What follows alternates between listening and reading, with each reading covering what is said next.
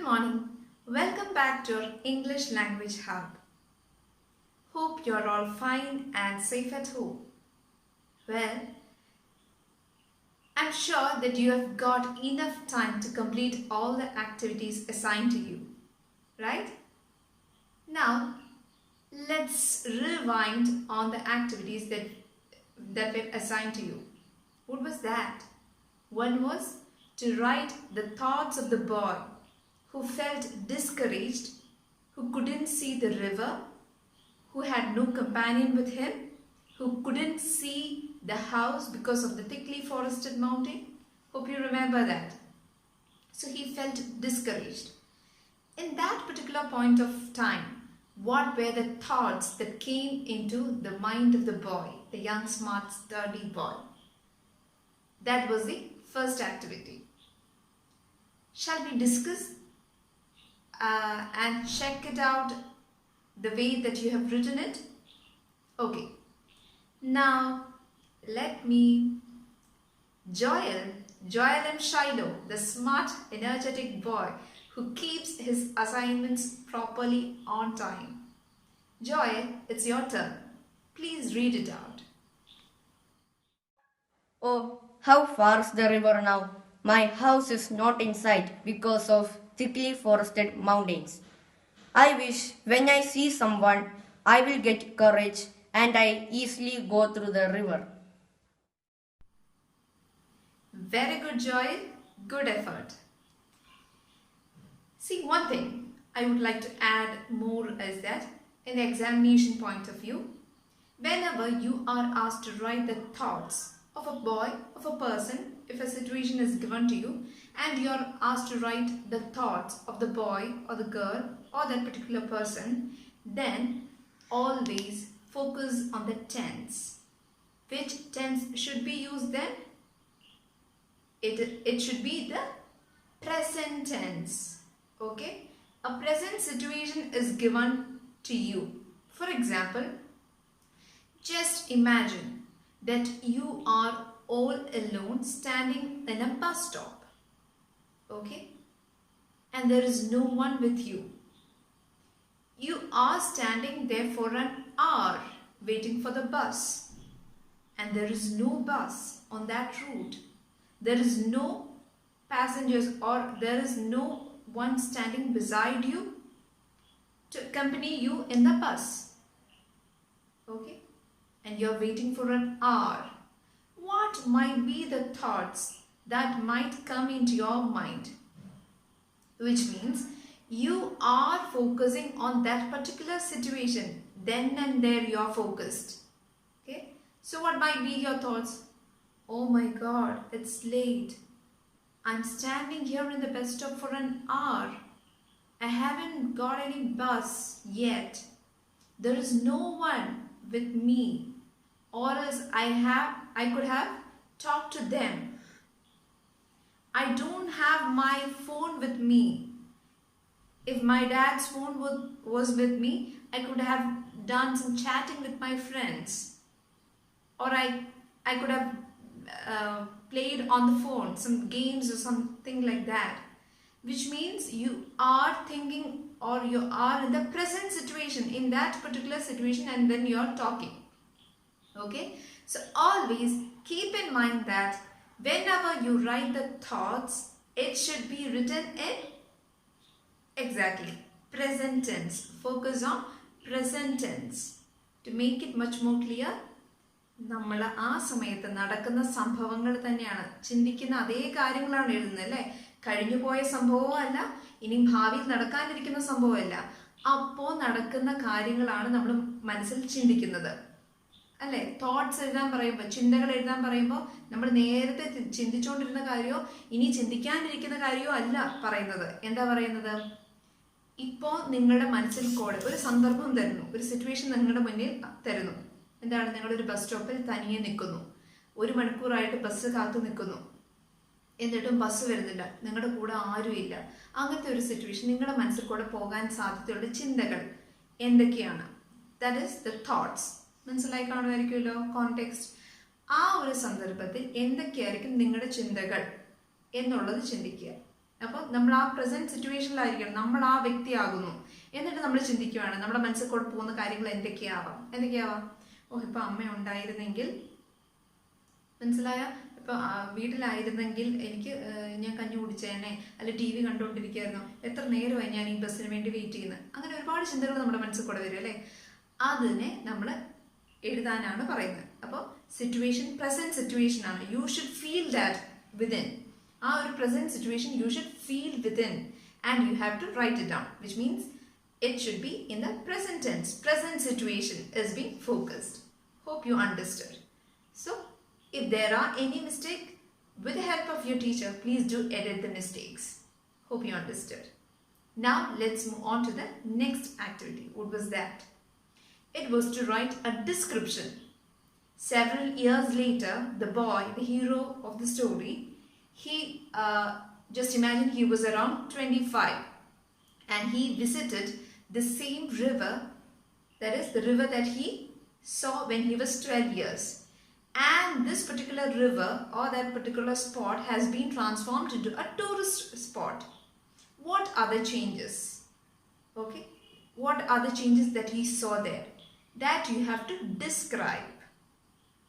That was the next task which was given to you. Now let's listen to one of the descriptions written by Sethalakshmi. Sethalakshmi CA, please. The place became one of the important tourist attractions. It was no longer a silent place and there were lot of people. There were small shops on the way to the river and the people were busy buying snacks and ice creams. The river was no more the same. There were people swimming and boating service were there. The natural beauty and silence was missing now. Very good, Sethalakshmi. You have done it well. So what was the task given? To write a description about the place that the boy visited, the same spot years later, several years later. That was the task given, to write the description. How exactly should a description be? If someone asks you to describe an object, for example, this is a whiteboard marker pen, blue in color. If this object is given to you and if you are asked to describe this, how will you describe this? You can say, well, this is a whiteboard marker pen. It has a top on it, a cap, and there is a pen, there is a nib, it is blue in color. There are several instructions and labels provided, which means you are describing in detail how this exactly is, this object exactly is. Okay, everything in detail you are describing. In Malayalam, it is said as vivaranam. Vivaranam എന്ന് പറയുമ്പോൾ എന്താണ്? ഒരു situation തന്നിട്ട് നിങ്ങൾ അതിനെ വിവരിച്ചെഴുതുക. ഓരോ ആസ്പെക്റ്റുകളും in detail നിങ്ങൾ കണ്ടതും കേട്ടതും ആയിട്ടുള്ള കാര്യം ഡിസ്ക്രൈബ് ചെയ്യുക, വിവരിച്ചെഴുതുന്നതിനെയാണ് ഡിസ്ക്രിപ്ഷൻ എന്ന് പറയുന്നത്. Hope you understood. There are children who need an extra support. അവർക്ക് വേണ്ടി മാത്രമാണ് മലയാളം യൂസ് ചെയ്യുന്നത്. അല്ലാത്തവർ ഇംഗ്ലീഷ് തന്നെ ഫോളോ ചെയ്യുക കേട്ടോ. Don't think that there are children who need this sandwiching model. ഇംഗ്ലീഷും മലയാളവും രണ്ടും കൂടി ചേർത്ത് വെച്ച് പറയുമ്പോൾ അവരൊക്കെ ഈ ഒരു examination point of view, for example thoughts, description, complete story അല്ലെങ്കിൽ പോയിം മലയാളത്തിൽ പഠിപ്പിക്കുക എന്നുള്ളതല്ല ഉദ്ദേശിക്കുന്നത്. അതൊക്കെ ഇംഗ്ലീഷിൽ തന്നെയായിരിക്കും. നേരെ മറിച്ച് ഗ്രാമറിൻ്റെ കുറച്ച് എലമെൻറ്റ്സ് വരുന്നത്, ഈ പറഞ്ഞ thoughts, description, diary writing, letter റൈറ്റിങ്ങിൻ്റെ ഒക്കെ കുറച്ച് കോൺസെപ്റ്റ്സ് ഒക്കെ നിങ്ങൾക്ക് കൃത്യം കിട്ടാനായിട്ട്, കുറച്ച് കുട്ടികൾക്കെങ്കിലും കിട്ടാനായിട്ട് അവർക്ക് നേറ്റീവ് ലാംഗ്വേജ് സപ്ലിമെൻറ്റ് വേണം. ഓക്കെ, അവരെ ഉദ്ദേശിച്ചിട്ടാണ് ഈ ഒരു മലയാളം രീതിയിൽ നിങ്ങൾക്ക് ആഡ് ചെയ്ത് തരുന്നത്. Okay, so that is description and the first task was thoughts. Hope you understood how to write it. If you have any further doubts, discuss with your English language teacher and get your discourse edited. നിങ്ങൾ എഴുതുന്ന കാര്യങ്ങൾ edit ചെയ്ത് വേണം നിങ്ങൾ മുന്നോട്ട് പോകാനായിട്ട്. If you have any corrections or if you have any doubts, please do edit it with the help of your language teacher. Now let's get started with our new activity. The first one is to write slogans. Slogans. Have you heard this term, slogans? In Malayalam, what is the meaning of the word slogan? It means Mudravakya. You are all familiar. Very good. Now, here in the whiteboard, you could see two different slogans written by certain nature lovers. Okay? The people who love nature. They have written down certain slogans, and that is given in your English course book as well. So, what is the first slogan? Save trees, save water. And the next one is save trees, help us breathe. That is the second slogan. Is there a message that is being conveyed through the slogans? Yes, of course. Is it not?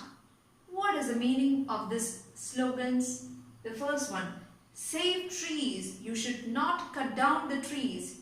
Stop deforestation so that you could save trees. Plant more trees. That is the message. And also save water. Don't pollute water. We have come across the story of the boy who visited the river. How was the water in that river? It was blue, white, and it was wonderful. And you could have come across a question in your course book. What was that? How is a river in your locality? Is it that clean? Is it blue, white, and wonderful? If not, why? Our rivers are being polluted by human beings itself. Is it not? People dump waste materials into the clean river water or the water resources that we have, and they pollute water. Okay? Stop that and save water. Save trees. Plant more trees. That is the message being conveyed in the first slogan. Similarly, in the second slogan too, what is the meaning? Save trees and help us breathe. You are familiar with the oxygen carbon dioxide cycle that we have learned in our science class. Okay? What is the role of the trees or plants? You are all familiar with that. So, in the second slogan too, there is a message. You have to identify the message that is conveyed through the slogans. First, think on that. And second one is that you have to write down similar such slogans on the theme how to conserve nature based on nature conservation. പ്രകൃതി സംരക്ഷിക്കുന്നതുമായിട്ട് ബന്ധപ്പെട്ട് nature conservation. You have to frame minimum two slogans. You have to frame it and you have to write it down in your English notebook. Hope you understood the first activity for you to write down slogans. Okay? And why are you writing these slogans? What is the theme? Love nature, protect nature, save nature, plant more trees. Okay? And this is a treasure for the coming generation. Keep in mind. So do the task. Now, let's get started with a new activity, an interesting one. How to design a poster. Hope you are familiar with the term poster, right? Which is the poster that you are familiar with? Exactly, that is a poster of a movie, right? So what do you see in those posters?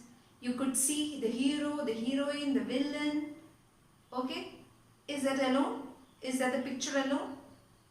No, there are other certain things. The title will be there, certain subtitles will be there, right? So now we are going to look in detail what makes a good poster. what are the essentials that should be there in a poster. So without wasting time, let's get a look into the essentials of a good poster. Now let's have a look at this picture. This is a poster against deforestation. What do you mean by deforestation? You have learned the term in your science class. Deforestation, which means trees and plants are being cut down or it is being destroyed. So that is called deforestation. So this is a poster against deforestation. What do you see in this poster exactly? You could see a title. Is it not? Lend a helping hand. This is the title in the poster. And you could see two pictures, diagrams. Two pictures. And these are called illustration. What is that? Illustration. And there is something more. What is that? Stop deforestation, save nature. You might be familiar with this because we have already discussed another activity. What was that? How to write a slogan, right? So stop deforestation, save nature is a slogan. And then you could see on top of another picture, what is that? Do not cut trees. It is actually an instruction given. What is that? What is the instruction given? You should not cut trees. So that is an instruction. Even in the picture, it is very evident, isn't it? That an axe is there, trees are being cut down. So it is told that you should not cut the trees. That is the instruction given.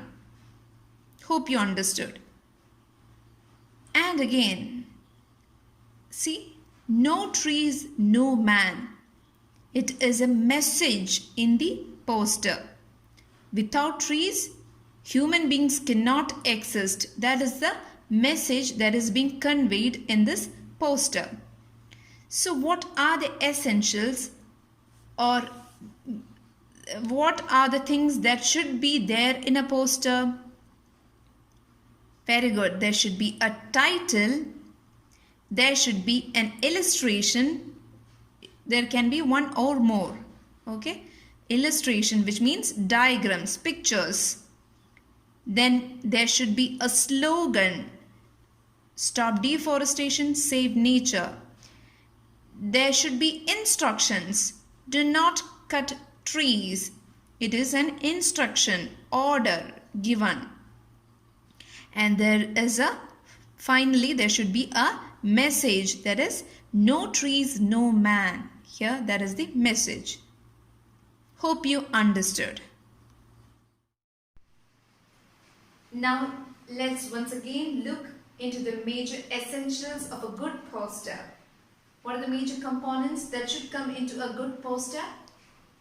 It should have a title. There should be illustrations. Can be one or more. Okay, what do you mean by illustration? Exactly, the pictures or the diagrams, diagrammatic representation, slogans, instruction, and finally a message should be conveyed through a poster. So you have come across various poster designing competitions and so on, especially during the World Environment Day, right? So here there is yet another task for you, an interesting one, in which you can use your colors, crayons, sketch pens and so on. Interesting, right? So this is the task for you. Just imagine that your school is going to conduct a poster designing competition, okay, in your school, and you are going to participate in that poster designing competition when it is based on the theme World Environment Day. When is that? Very good. June 5th, World Environment Day. In connection with that, a poster designing competition is being conducted in your school and you are one among the participants. Now what is the task? Just participate. Okay? Take all the essentials with you. Your crayons, your marker pens, your pencil, pen, everything. And without wasting time, design the poster into your English coursework. Sorry, notebook. So, thank you.